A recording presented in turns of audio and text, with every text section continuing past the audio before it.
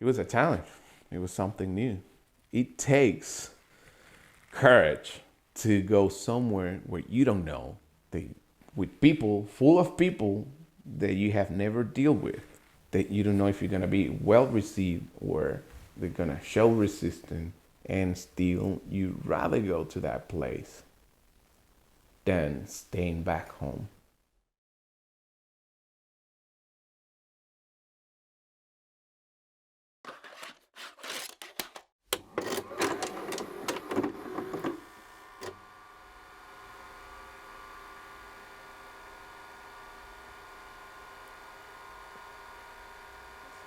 It's Memorial Day, March 30th, and we are going through a tour of my house.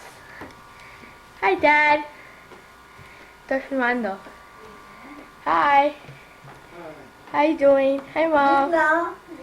Yeah? No. I go film Jenny then. Oh, here we are going to my sister's house. Watch, she's gonna help me. Let me fix it. Nani, I told you, I'm trying to finish this. Oh, I'm recording by the way.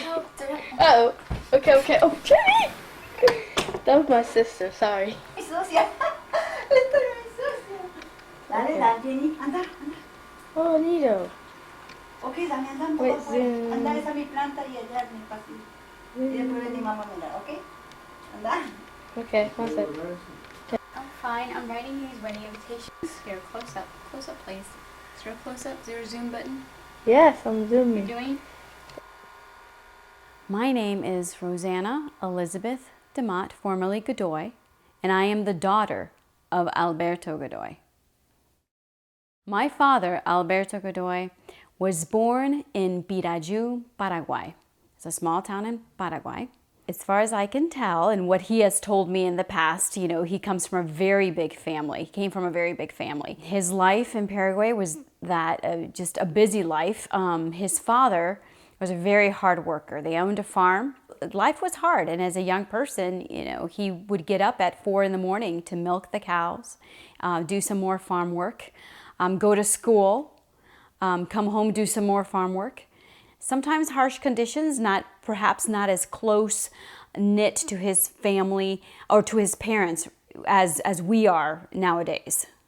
You know, they were there and they worked hard.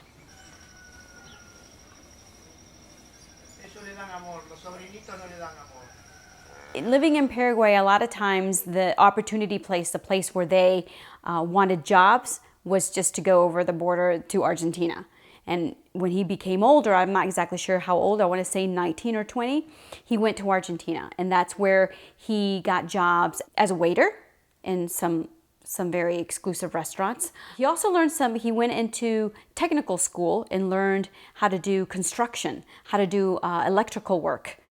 I'm not exactly sure how he met my mother, but I do know that his older brothers knew of my mom's family. Eventually, you know, my dad wooed my mother and won her heart. I can't remember when they started dating, but they dated for a few years, and then, of course, they got married. My older brother was born 5 years before I was. Well, once he got married and had kids, you know, realized that he needed to provide for his family, forced him into different opportunities, if you will. His older brother came to America first. He was a butler. He was a butler at the time. And I'm not sure how he got that job, but it could be by word of mouth. You always heard of other people from your country coming to the United States. And so that was, you know, that was a short grapevine there. Gaining that job, he talked to my dad about coming. And so my father, therefore, went.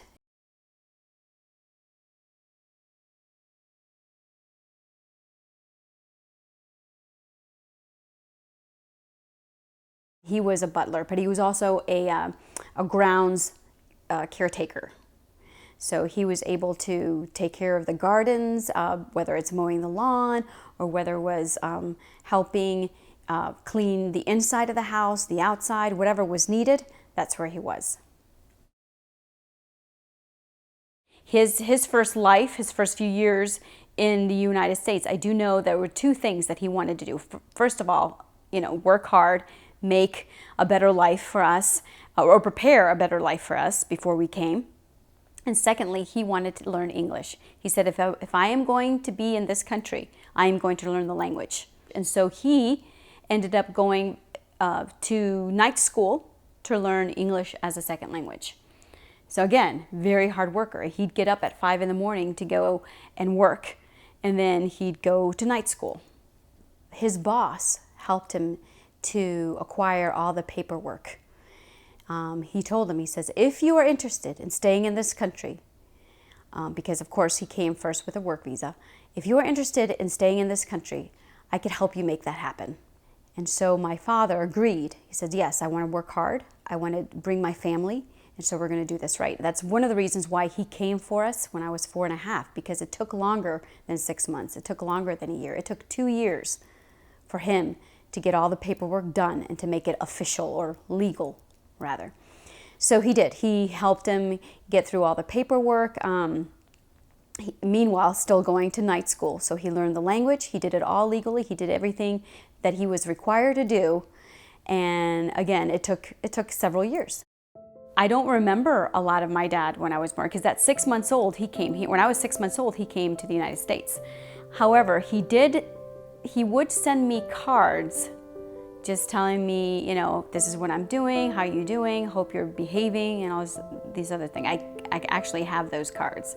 And one card I still have, and it said in the front, "Happy birthday, Grandma," because he still didn't know the language. He didn't know happy birthday. So it said, "Happy birthday, Grandma," but it was for my birthday. He came back for us when I was 4.5. I did not know him very well, obviously. I did not want to, be with him or anything, just because I didn't know really who he was. He had left, and I was only 4.5. So that was the beginning of his decision to take us back with him.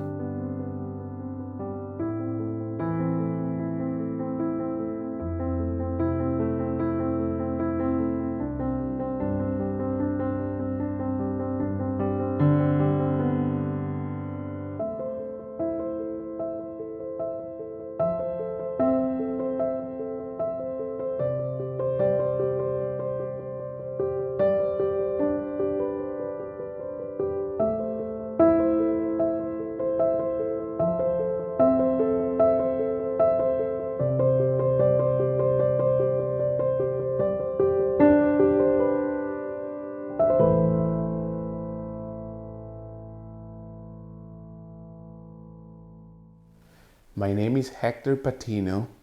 I am contractor. I was born in Barquisimeto, Venezuela, South America.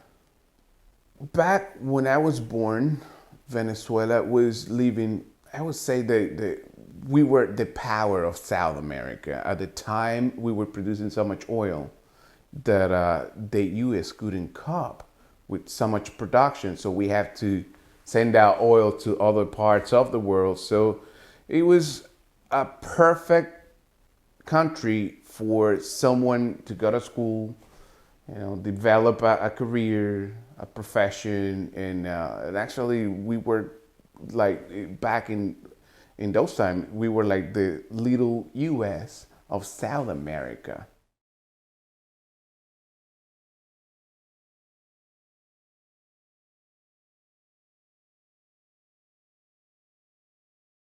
If you have good grades and they see you have some skills, for certain career, the government will sponsor you and will pay your way through college. I got accepted as in the dental school. I fell in love in that exactly moment when I noticed that I had such a passion about it and I didn't know. I remember going to sleep, I was on dorms, and falling asleep in my bed, still having my book bag put on my back. Waking up next day, it's like, what happened? What is this? Why I'm feeling so sore? It was my book bag. That's how I was. little time to sleep, more dedicated to calling. So it still was fun. I enjoyed it.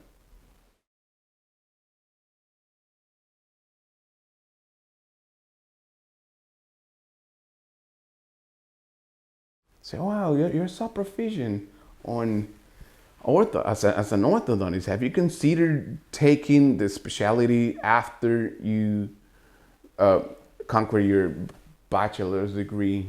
Yeah, it took additional 3 years to after the original 5 onto the dental school. It took me the 3 additional years just to obtain the orthodontist.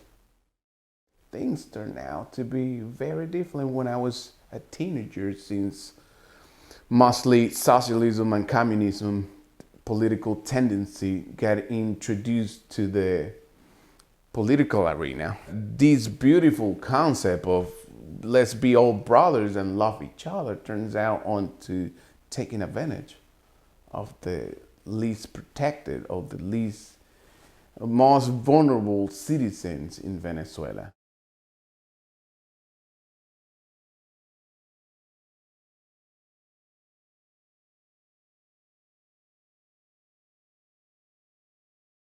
I graduated as an orthodontist, and my dad had passed away, who was actually the head of the family, and he was the financially he was responsible for the whole family.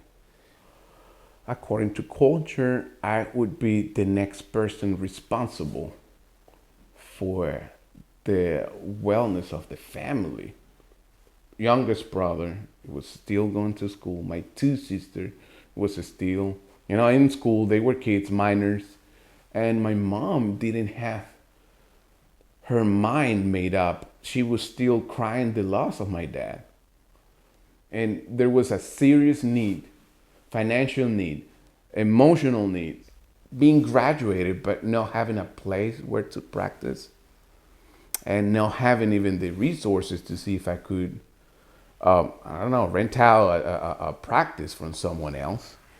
So it was a challenge. And I remember at that moment, well, you know what? I remember I used to go to my aunt, and my uncle used to have easily, he will hire me as a helper.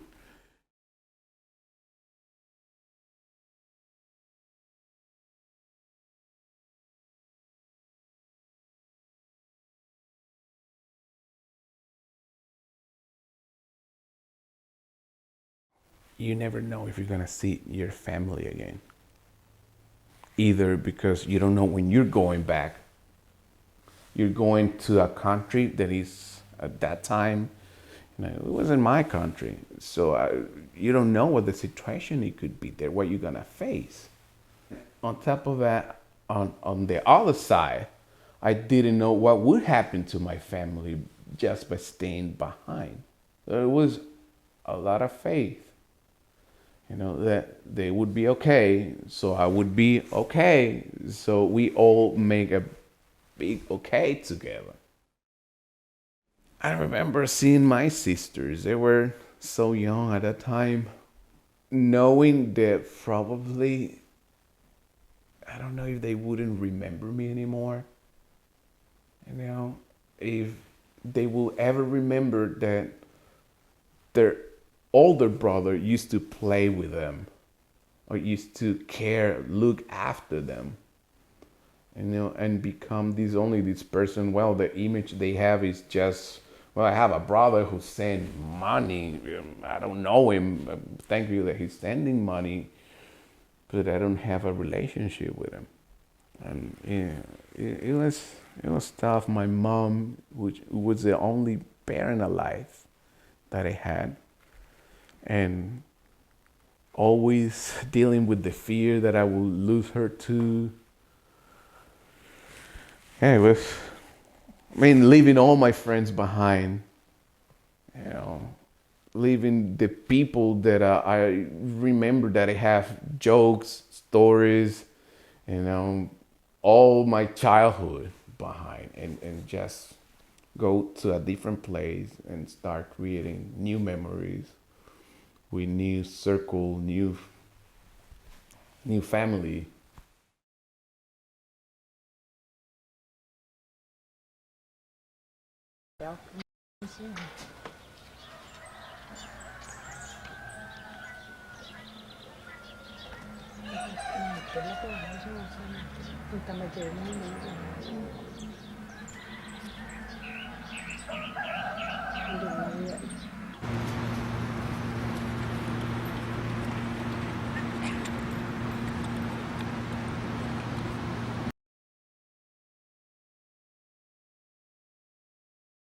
Okay, I don't remember exactly the day I came, but I do remember getting my picture taken. That was one of the most traumatic things. I remember the room being very cold. I remember sitting on a stool. I remember having bright lights on me, and I remember having people take pictures. And I did not know why. Could not understand what they were saying. I didn't know where my parents were. I mean, it was quite traumatic for a 4.5-year-old, and all of a sudden, nobody, not even understanding what's going on. I was here with my older brother as well. My older brother was about 10 years old when he first came. So he, of course, I think it was more traumatic for him because as an older person, it was more difficult to learn the language the older you get. But he was able to ease into it fairly easily.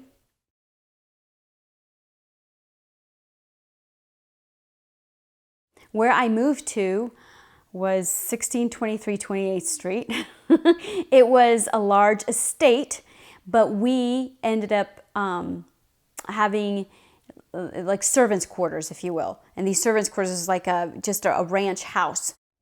And growing up there was, of course, different than growing up in Argentina. We didn't have family, we didn't have cousins, we didn't have a lot of people our age, and we were pretty much on our own. However, it was about 3 acres of just beautiful gardens where we can walk around when nobody was there.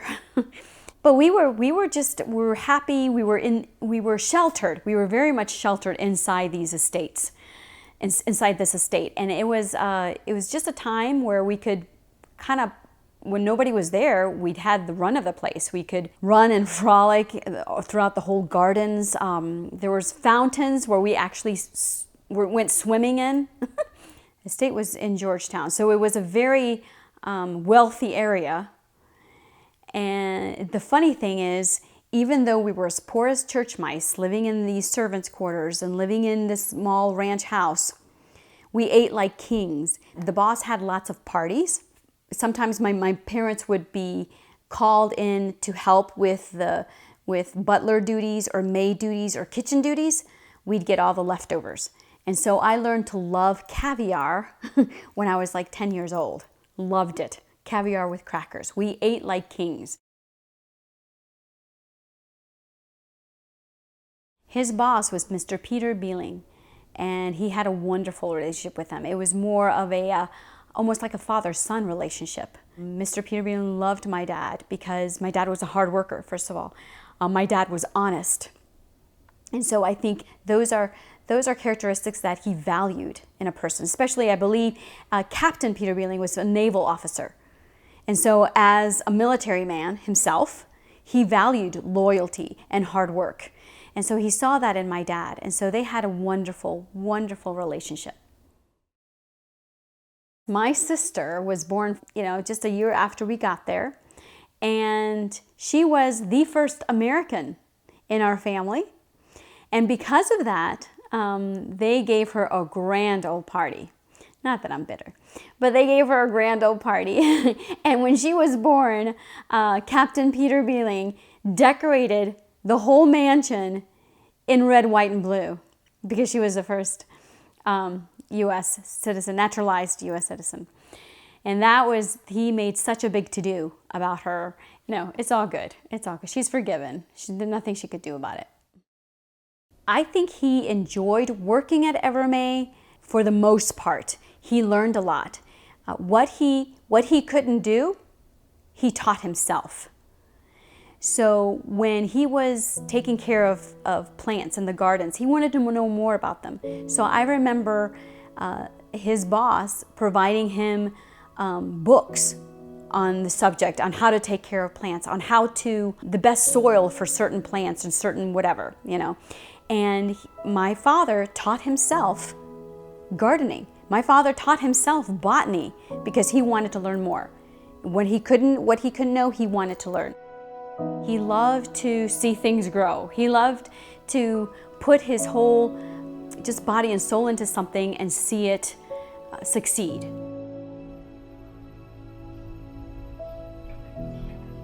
I've always liked plants. I've always heard stories about South America and the jungles. I've always felt drawn to tropical rainforests and just nature in general.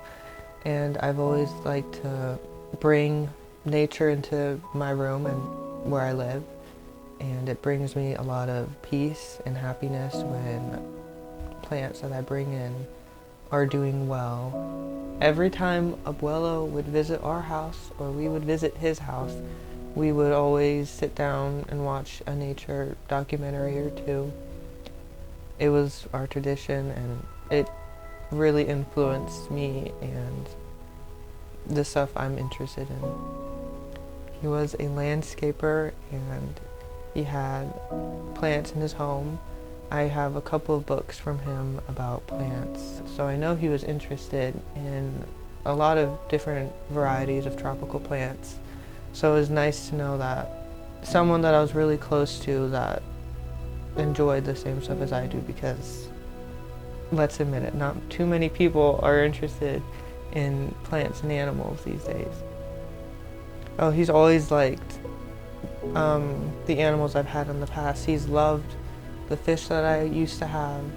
He's always, like I said, enjoyed tropical plants, and he's always enjoyed when I've been able to incorporate it, and I think he'd be proud.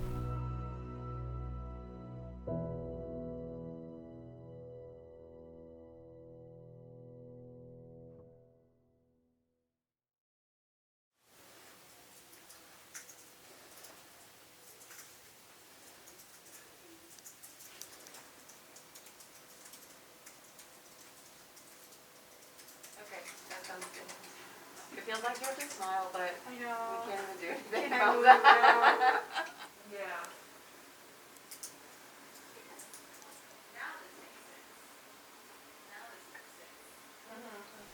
My name is Gigi Gardner. I've been practicing immigration law for 10 years, and I am principal attorney at Gardner Law PLLC. I knew that I always wanted eventually to have my own law practice. From almost as early as I decided I wanted to be a lawyer, I knew eventually that I would want to have my own law firm.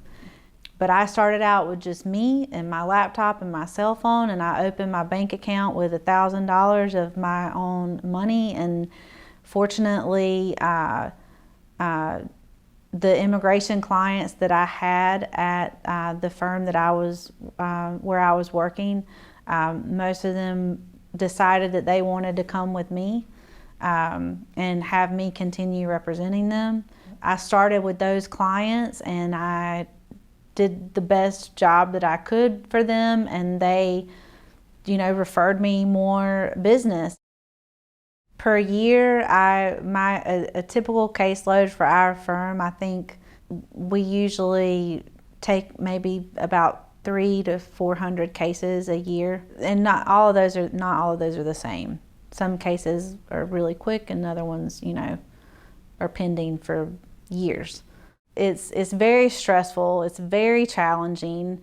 It is not the most lucrative practice as far as the field of law goes. Anyone will tell you that immigration law is very complicated. It's not easy, and you don't know anything the first 5 years you're practicing. I mean, it really takes. I've been practicing for 10 years, and I still don't feel like I fully grasp all of the intricacies of immigration law. If I think back to one time when in my past, in my life, when it dawned on me that I really wanted to do immigration law. I think about my friend who told me that he was out of status. His immigration status had expired. He was scared, and he was, calling me and confiding in me and telling me what was going on, and asking me, like, what they're going to deport me, and they're going to take my house and they're going to take my car. And I told him, I said, they can't do that. I don't really know the details of how we go about getting that fixed for you, but if that happens, you better call me and we're going to fight it. I'm not going to let that happen to you. And I'm like, if you'll just give me a chance to get through law school and figure out what I'm supposed to be doing to help you. Like, I have no clue right now, but that doesn't sound right, and I know that that's not legal. They can't just seize your property without giving you an opportunity to defend yourself. Just give me a chance. Let me graduate. Let me pass the bar, and I will help you. That's exactly what happened. I eventually, years and years later, he became my client, and I helped him get his permanent residency here. So that's what makes it so rewarding. I mean, above everything else. Yes, it's nice. All the other practical reasons why I love immigration law, or that make it easier for me to do it on a day-to-day basis. Nothing compares to when you're able to get someone permanent residency who's trying to stay here and make a better life for themselves, or they've got family here and their family needs them, or their employer needs them, or contributing to our economy, and whatever their trade is, or skill, or education. That's the most fulfilling part by far, is when you're able to set someone up for life. Hey Facebook, what's up? Happy Friday. It's a very happy Friday for me because I just made another U.S. citizen. This is by far the best part of my job as an immigration lawyer. The highlight for me, for any client, is obtaining their naturalization so that they become a naturalized U.S. citizen. Americans don't understand, a lot of Americans don't understand or don't really comprehend, because they've never traveled outside the United States, or if they have traveled outside the United States, it's been on a cruise ship, or it's been to an all-inclusive resort. They haven't really been off the beaten path in foreign countries and spent time really getting to know the local communities in foreign countries, and they don't understand the privilege that we have here. People from all over the world want to come and work in the United States because they know that their hard work will be rewarded here, that they'll be able to make a difference in their careers, and also make a difference in the lives of their family and their loved ones, because they'll be able to earn a living, they'll be able to make a living. When you are able to get someone that U.S. citizenship, it's special, and they work so hard for that. It takes years, and it costs, in legal fees alone, you're talking tens of thousands of dollars that an immigrant is investing in their immigration status. When you start doing it and you start digging, you realize how much this state is dependent on immigrants, and how much the country is dependent on immigrants, just economically speaking, just how much immigrants have built the economy of our nation, and that's not even taking into consideration how they contribute to our country culturally.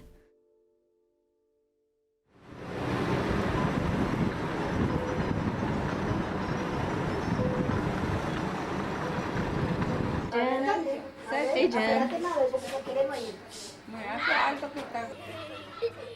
Nunca sale en la foto él. Este video.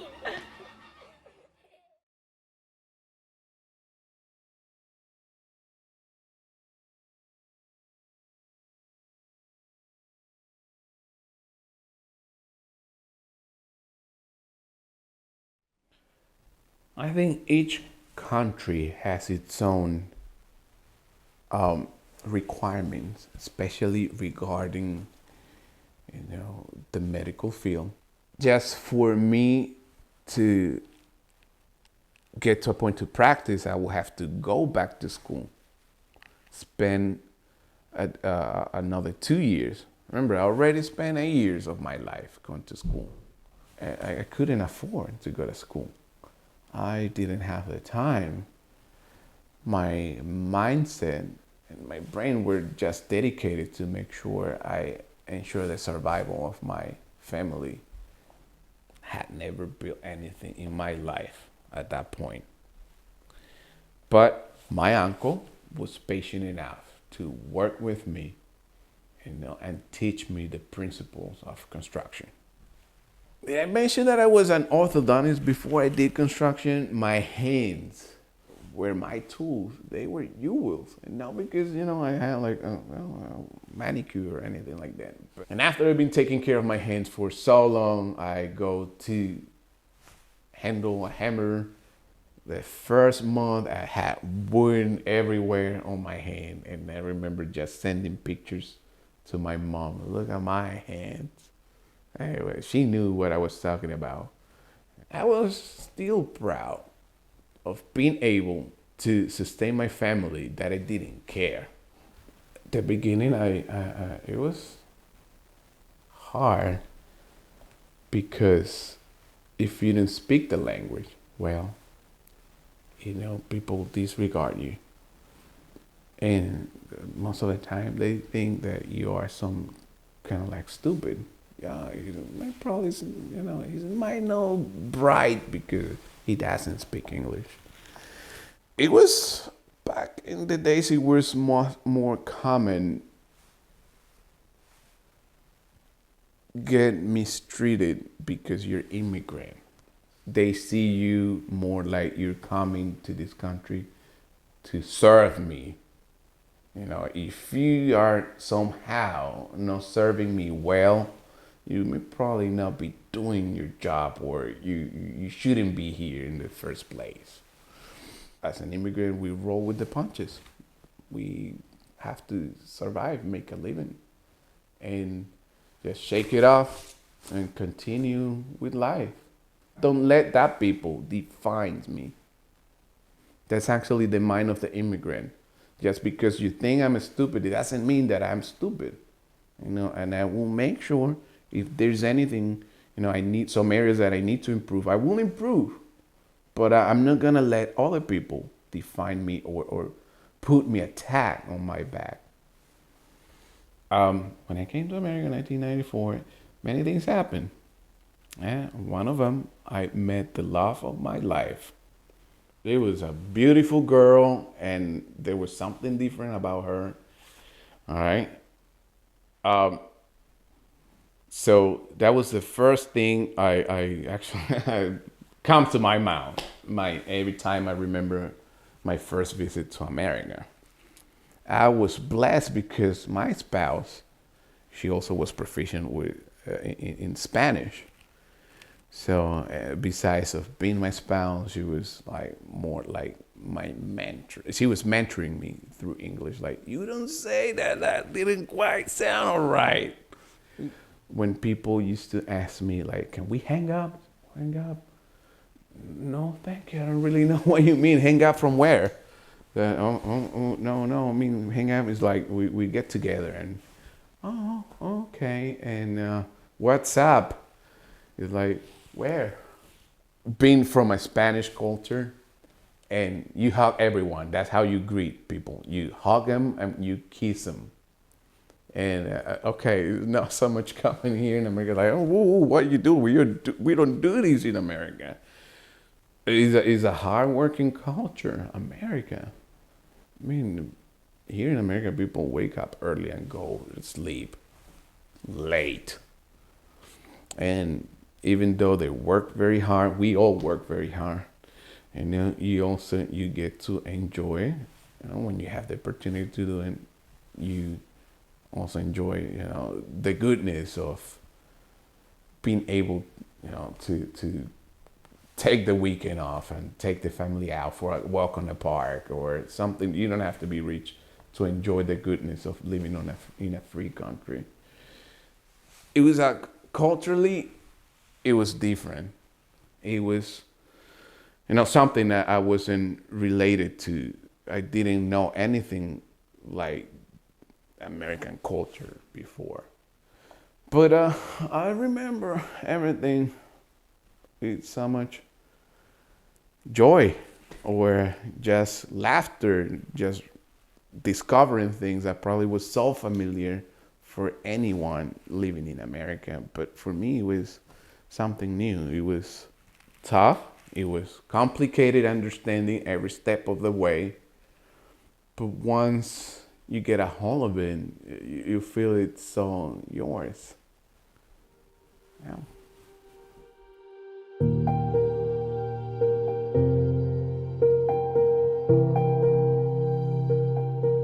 My older brother's name was Antonio Omar Godoy.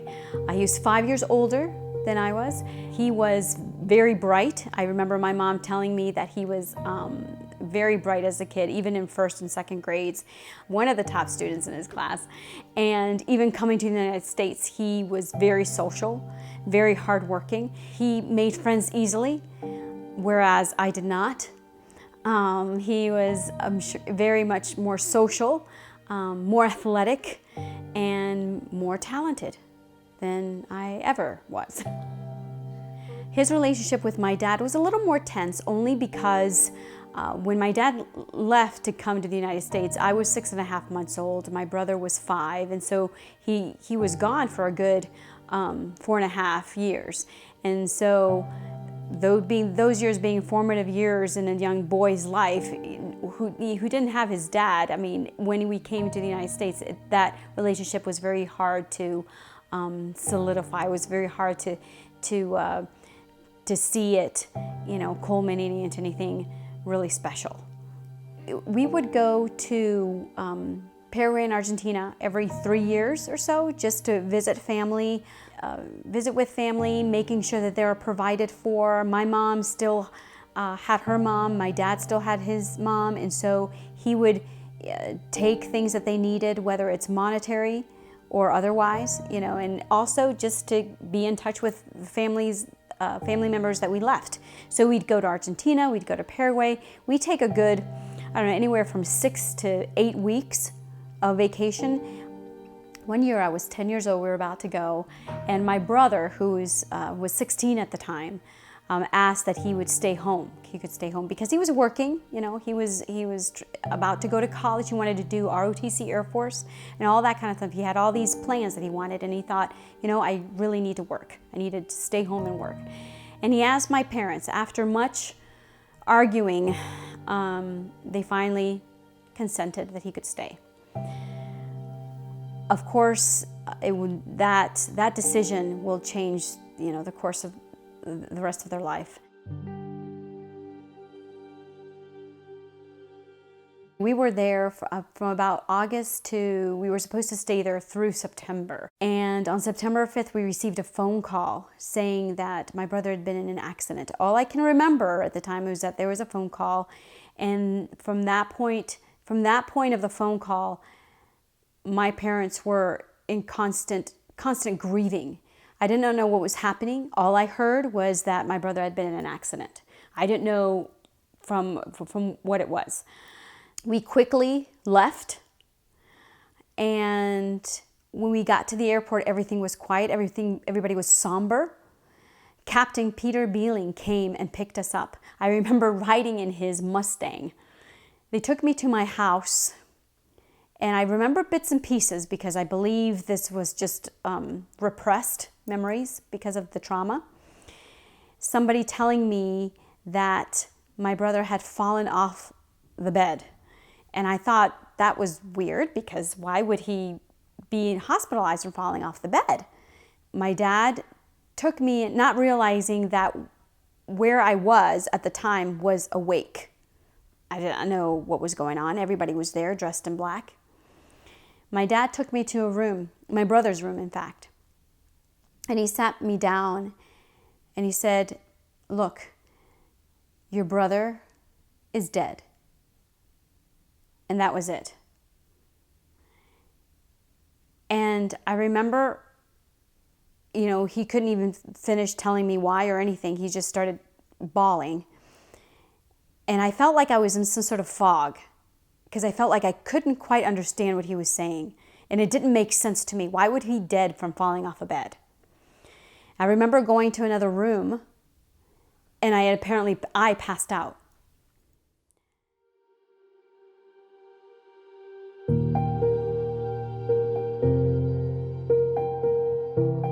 Before we left, my dad gave my brother a gun. And the reason why he gave my brother a gun was because around that time there were some gangs that were meeting on our street and just causing some sort of ruckus. And so my father was really worried about him and thought, in case any danger came, you have this gun. I do remember one time a stranger coming to our door, and my dad was not home at the time. A stranger coming to our door and asking for my dad. And my brother, who was alive at the time, said he wasn't there because when is he going to come back? He says, "I don't know." And I know that he looked pretty seedy. So I do know my brother saying, "Don't ever open this door without me." So I don't know what was going on. I know that, again, there was some gang violence perhaps on our street. I don't know all the ins and outs of all that. But before we left, my dad gave my brother a gun. They told me that one night he heard some ruckus outside. So in order to be safe, he got the gun out, he put it under his pillow. Back then we didn't have a safety, thing on the guns.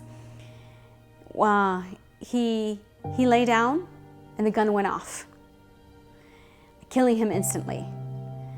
I recall not going to the funeral.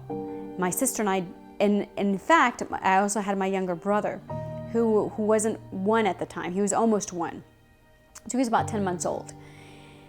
And I remember that we were at the neighbor's house during the funeral, and somebody telling me that my mom jumped into the grave because she was so grieving and she just wanted to be buried with my brother.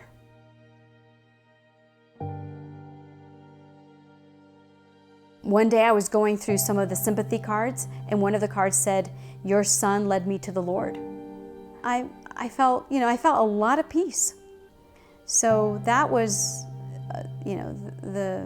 that story, and I think from that point on, my mom, a couple years later, came to know the Lord. My dad came to know the Lord. So again, it was a turning point for all of us after that.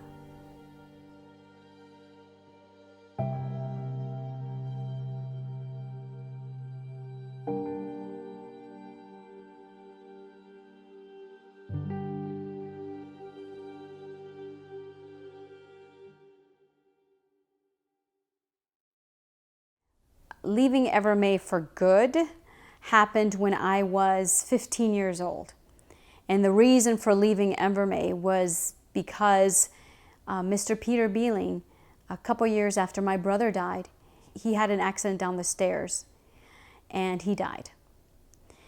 And after that, his wife, who wasn't as kind or as he was,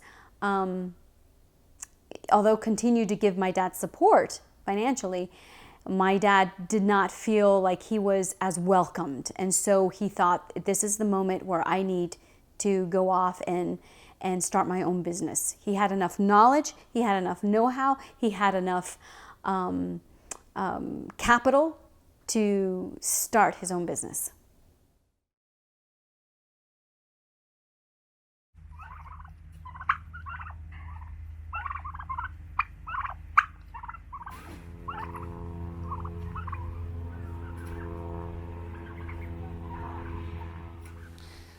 didn't know what the American dream was. This is something I heard in the movies. You know, American dream, man, what's the American dream? So basically, on my understanding, at the time, American dream, it was to have a house, buy a house, and make sure you buy a golden retriever. Right, so that was my understanding. A golden retriever, I love them. I don't have one. Been in this country for a long time, I still don't have one. And I was working for an elder couple. They were moving, they were retiring, and they were moving out to Florida. And I remember the neighborhood. I said, wow, God, I don't know if I will ever have a house like that. It is beautiful, a neighborhood like this. I don't know if there's anything good like that for me.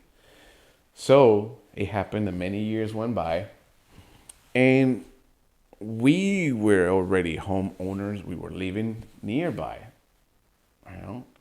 and we needed to upgrade. Family has grown out, the house. And we were checking on the market, and guess what? That house was there in the neighborhood. And really what it caught my attention, it was that even though it's in the heart of the city, you turn around the corner and the house is located in the, like, you feel like it is in the country. We didn't have all the money that they were asking for that house. All right. And I remember we said, all right, Lauren, if it's your desire that we may have that house, you deal with this. This is the offer that we're going to put in, because that's what the maximum that we can afford. And they give it to us.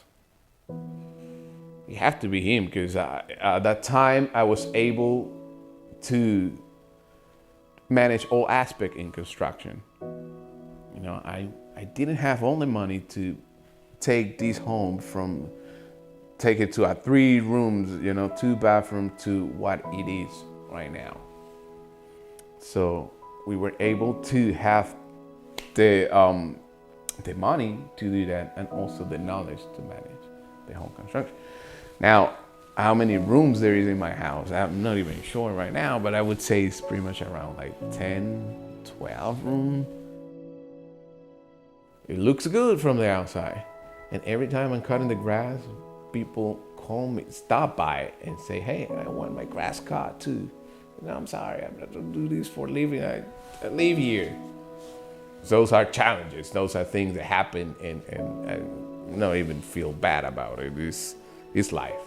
You have to adapt. I think we tailor at home, not only to how we like it as we dreamed it, but also tailor specifically to our needs. One of our daughters, she's a special need. So we need to stroll her around the house and being able to take her to every, corner of the house by using a wheelchair. And we make these also happen. So yeah, I think that's part of our American dream.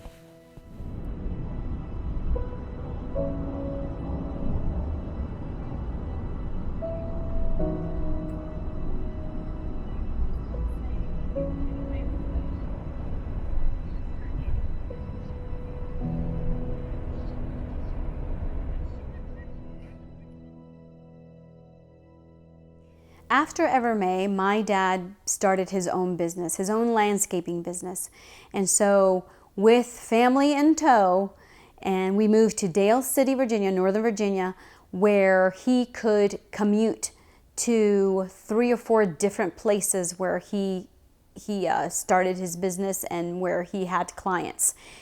I remember thinking, I'm going to miss all this. However, I remember also thinking, what a neat place that my dad bought for us to live in. For Abuelo to have to start his own business, I think had its ups and downs. Of course, knowing that he now owned a business was both exciting yet daunting, because now all the responsibilities of owning your own business, that was daunting. But at the same time, he loved making his own hours. He loved making his own, having being independent, not having anyone tell him where to go, what to do at any time. He could pick his own clients, and that I think was worthwhile to him. My dad was able to get all of us through college. He worked hard. I mean, again, he woke up at 5 in the morning. He got home at 7. He would commute about 4 hours a day to all the places that he had to go, just so that we can continue our education.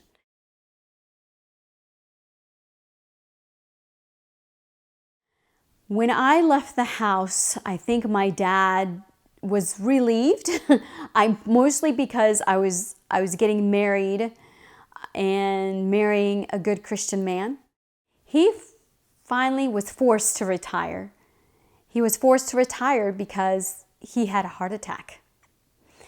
And I believe that was the Lord telling him he needed to slow down and enjoy his family while he could. He had a heart attack in February of 2006. And so because of that, he had to sell his business, which he was able to do, sell all his tools, sell everything, all the capital that he had gained from landscaping. And eventually, a couple years after that, he had to sell the house. And then he lived with me and my siblings, when he could. But that gave him the opportunity to get to know his grandkids better.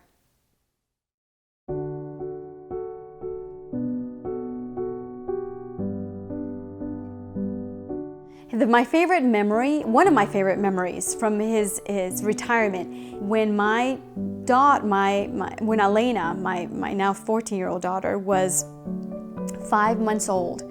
And the day before he went into surgery, Elena, who was 5 months old, he held her, and she was 5 months old, and she hugged his neck, and he just melted. It was almost like she knew, it's okay. And so she just hugged his neck. And that was one of the sweetest memories I will ever have.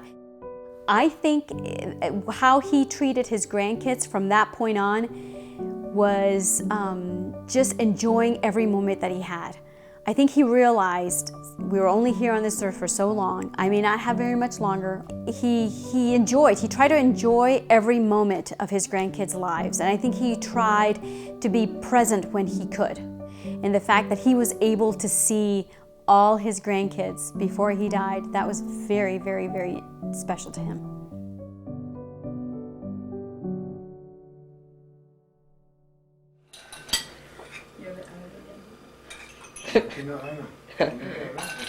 Bien, papá, salud, papá, espera, voy a poner. Salud, poner así un poco. Bien, salud. Salud por el día del papá, Jenny. Jenny, sosa que soy. Okay. Gigi, happy birthday.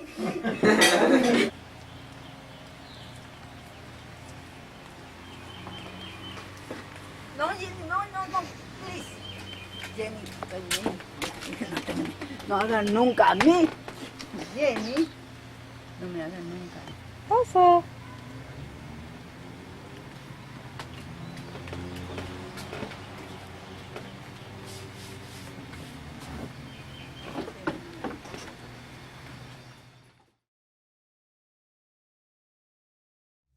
Osvaldo Gutierrez. I'm an assistant professor at the University of Maryland. I was born in Salamanca, Guanajuato, which is in the central part of Mexico.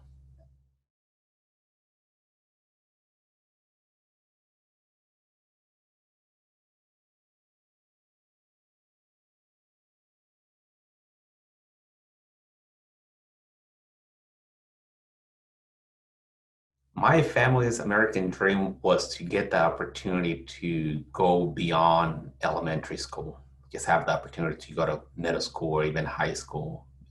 Settling into the new country, really, we were a very large family, 16, so 7 brothers, 7 sisters, and my parents.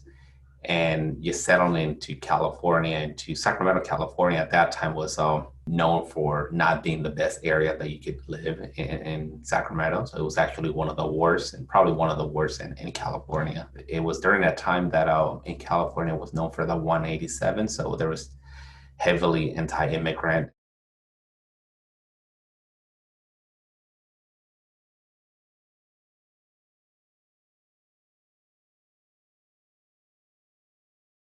There was a lot of, I guess, inciting in regards to immigration and illegal immigrants in California. So in that sense, we didn't feel welcome, and they started shutting down a lot of the programs. So the schools that we initially went to that were open for immigrants, they started closing down because of this other policy. So at the same time, we kind of feel very unwelcome for a number of years in that sense, and just making it very challenging for you to get even a very simple ID, that kind of a thing, to get around, to drive a car, to anything, to survive. I mean, since technically you're not able to do anything, the only thing that you're left to do is beg for money legally, I guess. And that's something that we never wanted to do. So you always had to find different ways to survive. I think because it was, like I said, that just the whole environment, it was just, they'll beat you up, right? In a way that all this negative rhetoric and not having any opportunities to go to college, basically, there were no way that you're going to make it to college. They require different Social Security paperwork and whatnot, and not feel welcome that you're in that. And even if you made it, then what would you do with a degree if you can't practice that degree? And also the environment around it was very easy to instead go with your friend that was selling drugs and make money on that and not have to deal with anything, because selling drugs, they never ask you, the drug dealer doesn't ask you for a social security number, you just work, right? So it's very easy to learn people one way or another in that sense. And I think in those environments, that's when people do capitalize on those aspects, where it's very easy to get in gangs because you feel like a family, you feel that they all kind of take care of you if something goes wrong and whatnot. But in reality, that's not true. But it's very easy to go to that route, and it's very easy to not focus on the American dream, which is a lot of hard work, a lot of sacrifice for a long period of time to achieve the American dream. It's not something that you're gonna get right away. It's really it takes a long, very long time, especially if you came here undocumented. I think it's even longer.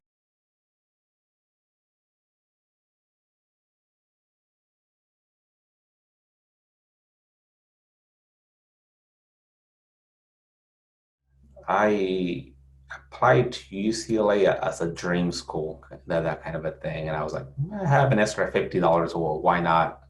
But when I received the news that I got accepted there, I mean, I couldn't believe that that was happening, that it was true, and so on after so long.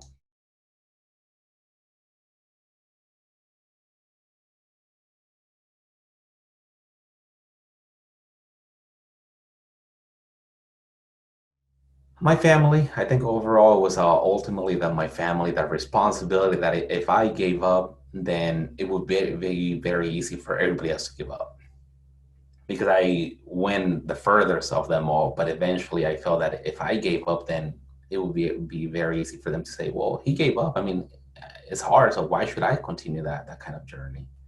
So for me, that kind of kept me going, that I wanted to be a role model that people could point to and say, if you really work hard, and it would take a long time, it's not going to be easy. It's going to be a lot of sacrifice. It's not, who knows when I'm going to graduate? I mean, I was in community college for 6 years, and I had no idea about the time in a way. It was just like, try to do the best that I could and hold on as much as I could. So one of the reasons why I pursued the PhD is because I had the degree that from UCLA, I had the bachelor's, I had the master's, but I couldn't do anything with those.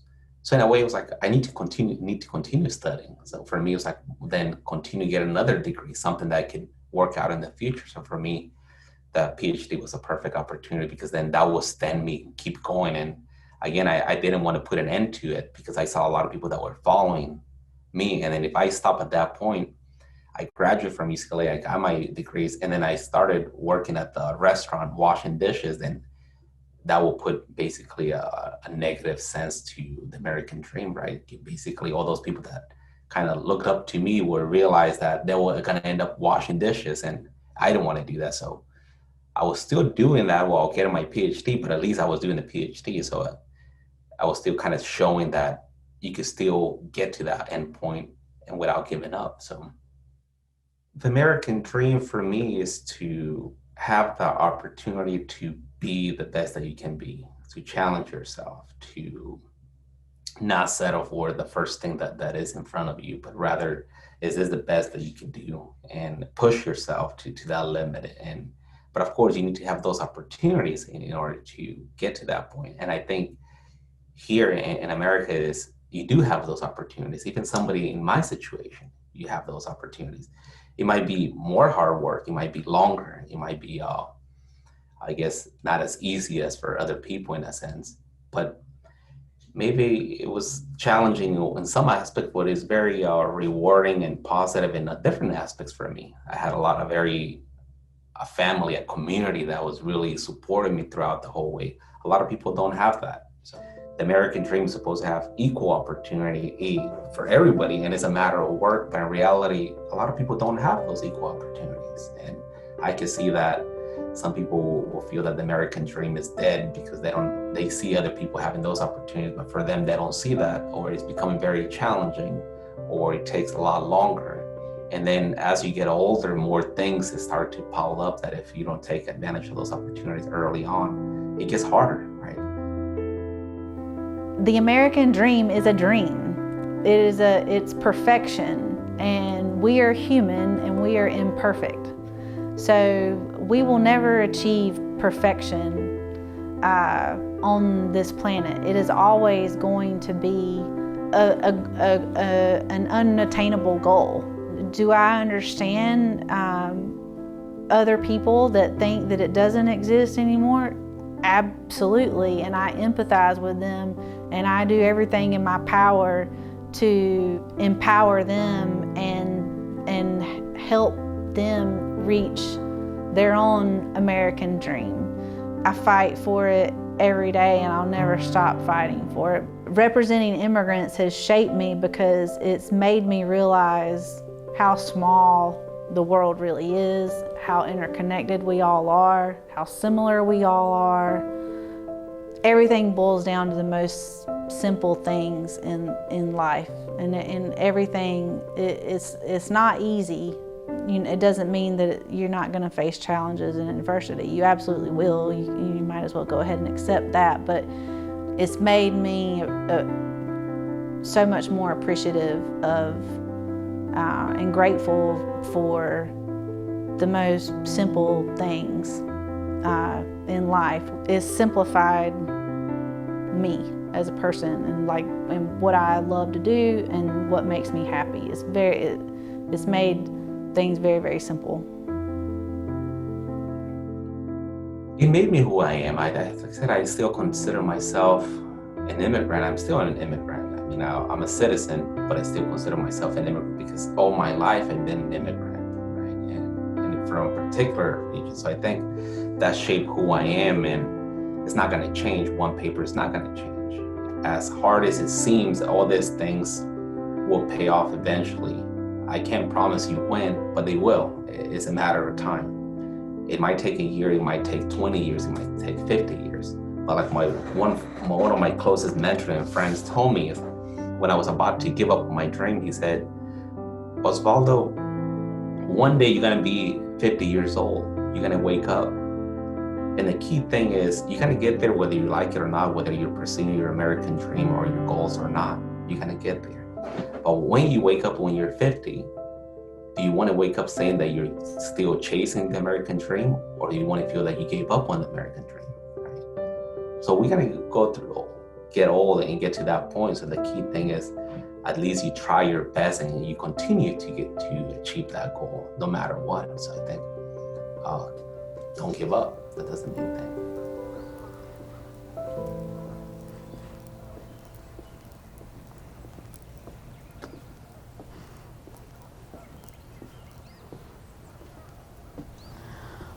love the outdoors. I've always loved the outdoors, and perhaps that I get that from my dad. My dad loved the outdoors, and I'd rather be in the middle of nowhere than in the midst of city and city lights and everything else. And I think I get that from my dad.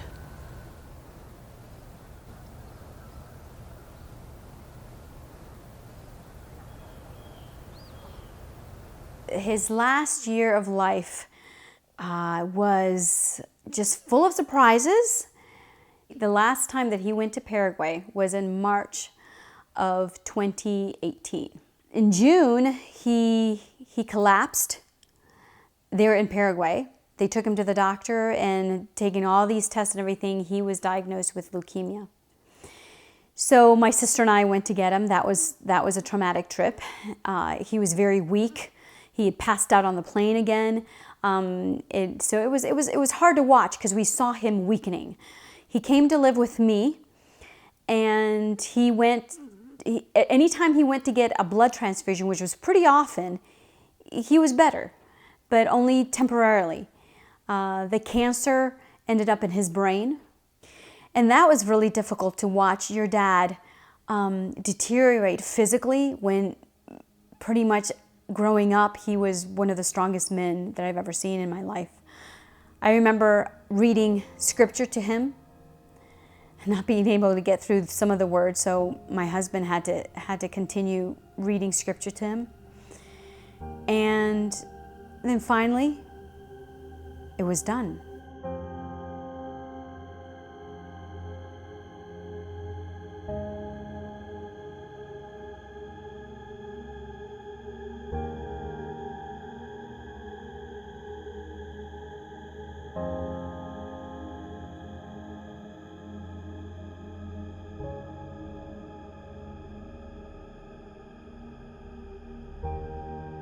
I remember his telling me two things, and he said, don't ever be late to anything, and learn English better than the Americans.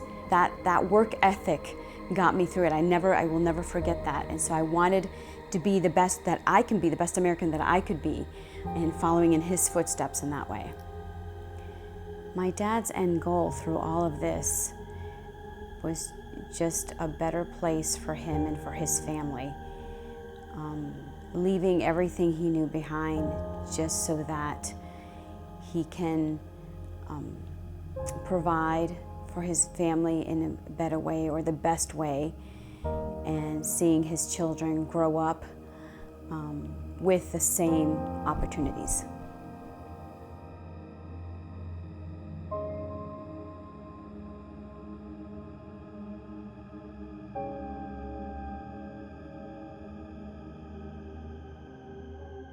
I think with the time, one of the things that I can tell you about the American dream is that regardless if you end up buying that house, regardless if you end up buying that golden retriever is about the freedom. It's about your past, your background, regardless what I went through, about how much rejection even I have from my own country, my American dream, it was that all that didn't determine what my future would be. It's beyond the financial, beyond this whatever social status that you may have. It's about the freedom. It's about the freedom. It's about, I can look to my kids.